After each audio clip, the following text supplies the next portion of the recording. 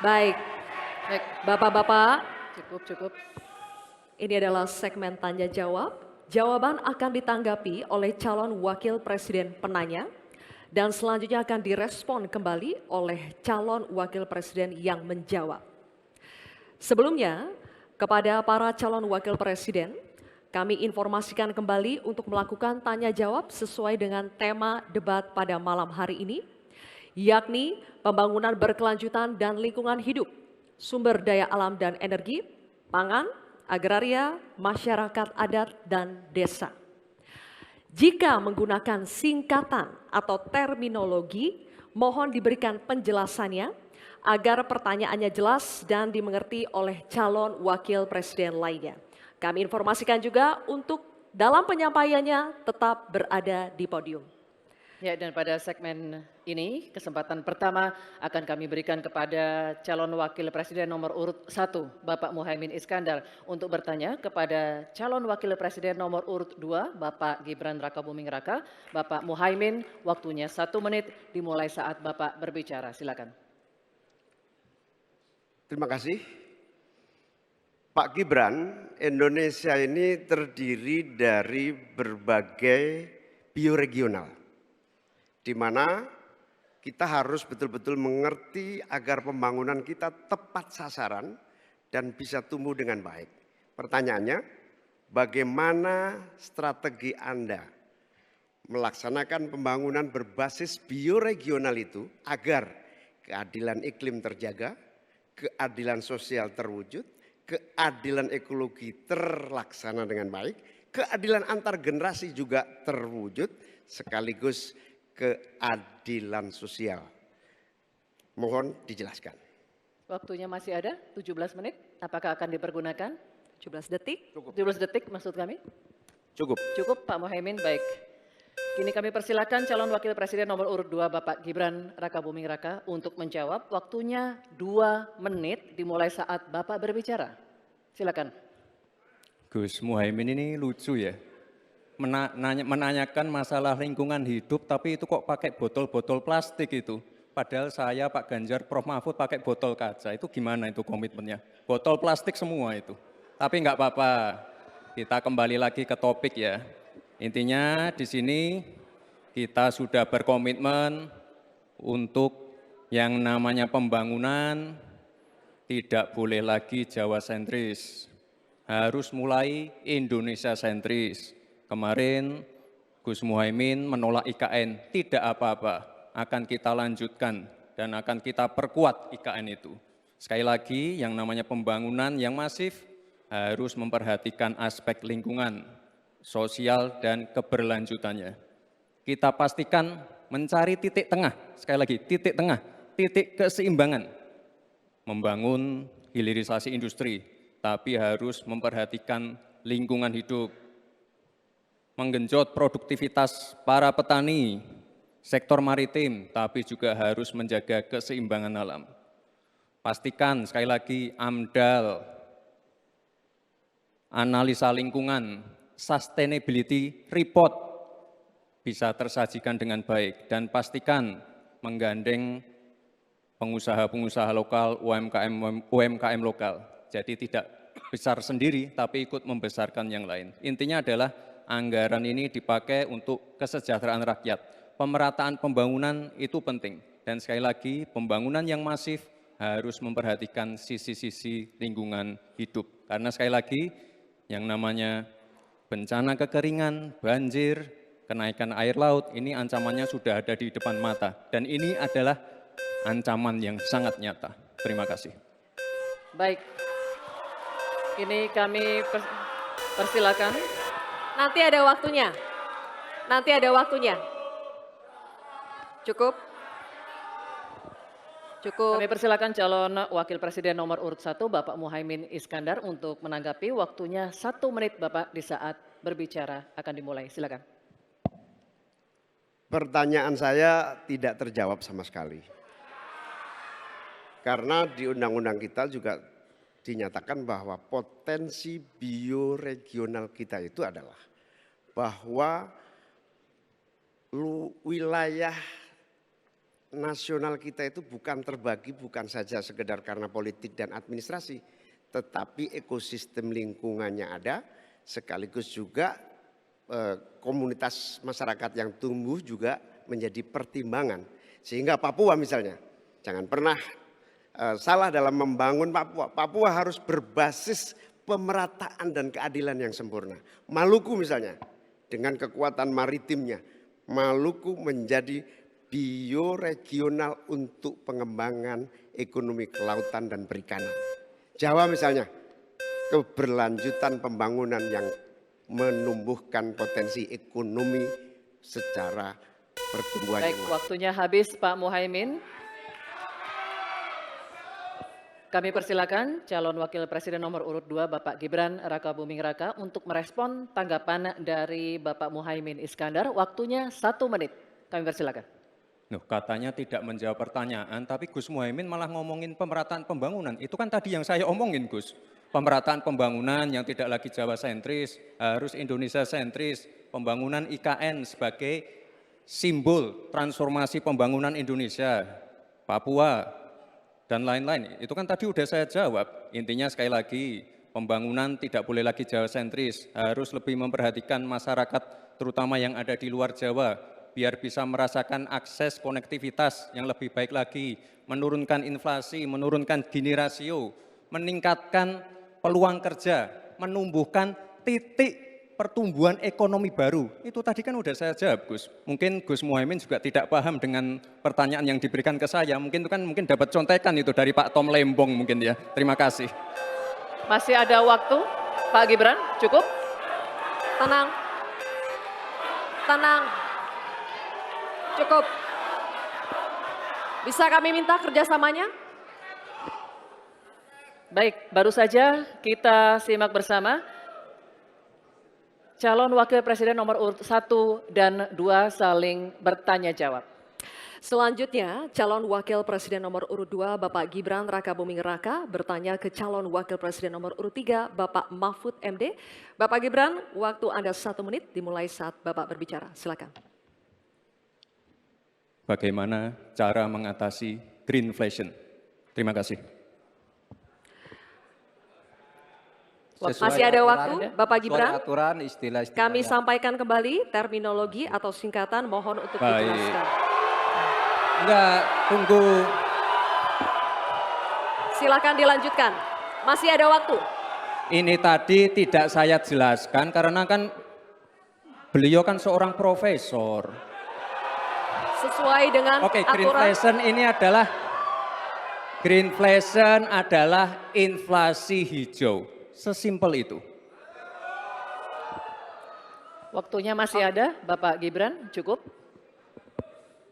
Kami persilakan kepada calon wakil presiden nomor urut 3 Bapak Mahfud MD untuk menjawab. Waktu Bapak 2 menit, silakan. Baik, untuk mengatasi inflasi hijau. Apa sih inflasi hijau? Itu kan ekonomi hijau. Ekonomi hijau itu adalah ekonomi sirkuler, ya, di mana sebuah proses pemanfaatan produk ekonomi, pangan misalnya, atau apa, produksi apapun, diproduksi, kemudian dimanfaatkan, di recycle, bukan dibuat. Jadi bukan barang itu lalu dibiarkan mengganggu ekologi. Nah, saya punya cerita, kalau bicara soal recycle seperti ekonomi hijau, saya merasa berbangga sebagai orang Madura. Karena orang Madura itu yang pertama dulu mempelopori ekonomi hijau, ekonomi sirkuler. Di mana orang Madura itu tuh yang memunguti sampah-sampah, menguti plastik-plastik lalu diolah. Sehingga sebenarnya ekonomi sirkuler itu sudah menjadi kesadaran masyarakat. Nah, oleh sebab itu, kalau untuk mengatasi inflasi itu tentu yang paling gampang kan kebijakan-kebijakan. Diatur saja jatahnya. Di sini kan harus ada data. Kecenderungannya di sini begini, kebijakannya harus begini. Kecenderungannya di sini begini, kebijakannya harus begini. Nah, itulah yang kita pahami tentang ekonomi hijau, ya, inflasi hijau dan sebagainya dan sebagainya. Nah, saudara, banyak hal yang harus kita lakukan. Karena misalnya ya, ukuran kemajuan ekonomi kita selalu diukur dari sekitar 5 hal. Misalnya pertumbuhan, kemiskinan, ketimpangan, dan 2 lainnya. Tetapi ada satu yang harus ditambahkan, yaitu emisi. Baik Pak Mahfud, waktu Anda habis. Terima kasih. Selanjutnya kami persilakan kepada calon wakil presiden nomor urut 2, Bapak Gibran Rakabuming Raka untuk menanggapi. Waktu Anda 1 menit, silakan.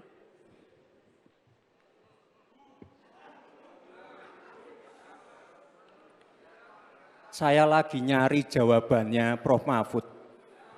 Saya nyari-nyari di mana ini jawabannya. Kok nggak ketemu jawabannya.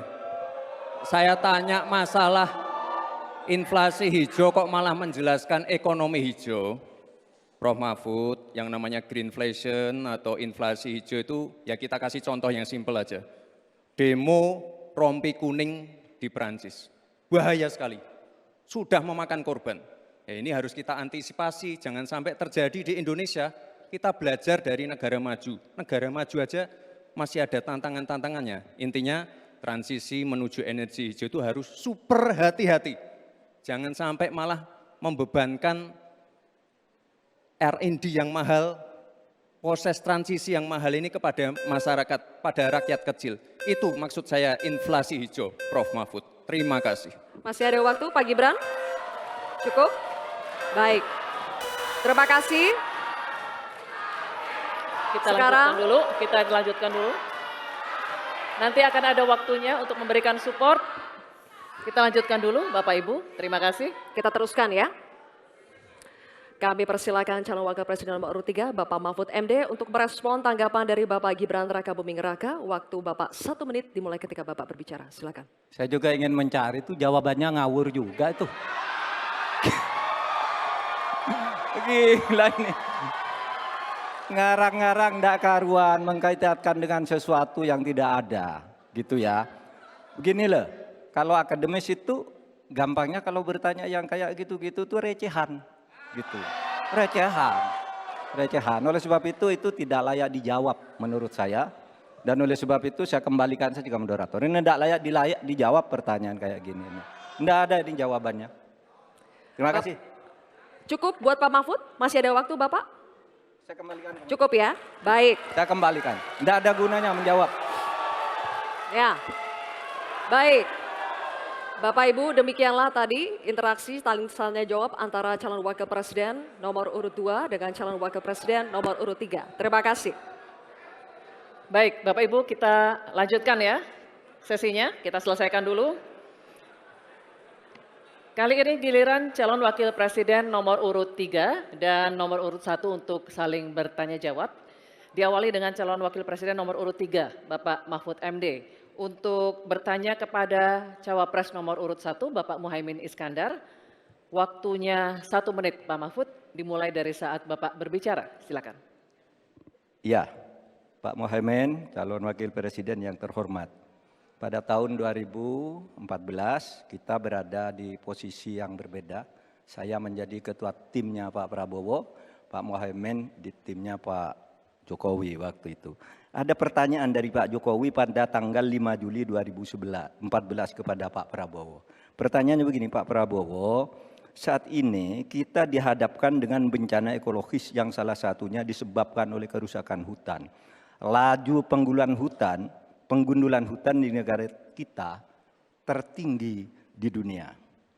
Nah, saat ini situasinya sama dengan tahun 2014, seperti yang kita diskusikan sejak tadi. Apakah Pak Muhaimin setuju bahwa kita telah gagal menghentikan kerusakan hutan dan juga food estate sesuai dengan penilaian Walhi dan Greenpeace? Waktunya habis. Selesai. Terima kasih. Kami persilakan calon wakil presiden nomor urut 1, Bapak Muhaimin Iskandar untuk menjawab. Waktunya 2 menit dimulai saat Bapak berbicara. Silakan. Yang patut untuk bisa menjadi alat ukur adalah bahwa dari seluruh rencana mengurangi deforestasi itu adalah berapa prestasi untuk melakukan penghijauan atau reforestasi. Sampai hari ini saya setuju dengan Pak Mahfud, tidak ada keseriusan dan kesungguhan untuk itu. Bahkan mau menyediakan pangan nasional saja, kenapa tidak melibatkan petani? Malah juga melakukan penggundulan hutan dan gagal lagi. Karena apa? Karena tidak melibatkan masyarakat adat setempat, juga tidak melibatkan para petani, bahkan merusak keanekaragaman hayati kita. Sehingga menurut saya ini soal keberpihakan Pak Mahfud. Keberpihakan kepada pembangunan yang berbasis keberlanjutan. Di mana kita tidak akan main-main dengan soal ini soal nasib generasi. Prinsipnya satu, keadilan. Keadilan ekologi harus nomor satu. Jangan pernah membiarkan keadilan ekologi ini tidak terlaksanakan dengan baik. Yang kedua, keadilan iklim. Yang ketiga, keadilan antar generasi. Komitmen keadilan ini termasuk komitmen keadilan agraria, keadilan sosial. Enggak dijalankan sama sekali karena memang apa? Tidak ada komitmen dan kesungguhan. Konstitusi sudah ada, anggaran juga punya, kemudian undang-undang juga banyak. Sekali lagi, komitmen dan kemauan sungguh serta tidak abai terhadap tugas dan tanggung jawab sebagai pemerintah. Oleh karena itu nanti kalau amin dipercaya, insya Allah yang paling pokok adalah kesungguhan, komitmen untuk melaksanakan konstitusi dengan sungguh-sungguh, berpihak kepada rakyat dan lingkungan, bukan berpihak kepada investor ataupun pengusaha. Waktunya masih cukup, Pak Muhaimin. Baik.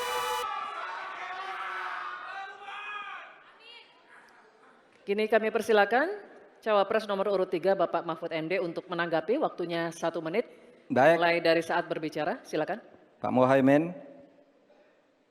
ke depan itu menurut saya pemerintah perlu melaksanakan 2 putusan Mahkamah Konstitusi yang dulu saya yang membaca vonis itu dan mengetokkan palunya. Pertama, mengakui aktivis lingkungan itu sebagai subjek hukum. Itu putusan MK. Sekarang ini kalau orang bicara lingkungan ditangkap. Nah, itu berbahaya bagi kelangsungan lingkungan hidup kita. Lalu yang kedua, saya juga udah pernah tuh membuat putusan Mahkamah Konstitusi dan saya sendiri yang ngetok palunya. Agar definisi hutan adat itu betul-betul dibedakan dari definisi hutan negara. Karena definisi hutan adat yang sering dipakai sekarang itu sering menyingkirkan masyarakat adat dari lingkungan hidupnya. Selesai. Waktunya habis.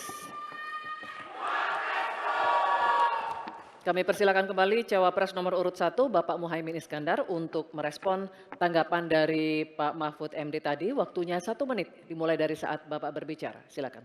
Ya, setuju apa yang disampaikan Pak Mahfud. Inti dari hasil kemerdekaan kita itu kan 2. Satu, bahwa pemerintah atau negara mengatur sistem dan tata kelola pemerintahan dan kenegaraan. Yang kedua, mengelola kekayaan dan aset negara kita. Nah ini yang tidak pernah dilakukan. Dibiarkan aset itu liar, bahkan ada orang yang menguasai 500.000 sementara petani gurem kita sudah hampir 16 rumah tangga petani gurem yang hanya punya tanah 0,5 hektar. Itu dari segi soal pertanahan. Nah apalagi jasa para pemangku adat. Masyarakat adat yang memiliki banyak jasa sejak sebelum kemerdekaan hingga hari ini menjaga hutan, menjaga lingkungan kita. Tetapi tidak pernah diajak dialog. Ada pemaksaan melalui PSN, tidak diajak bicara, rempang misalnya, itu tidak melibatkan dengan sungguh-sungguh masyarakat di sekitar itu. Terima kasih. Masih ada waktu Bapak? Cukup? Cukup. Baik, oke. Kalau begitu sesi tanya jawab untuk segmen ini sudah habis. Kita berikan apresiasi untuk ketiga calon wakil presiden kita.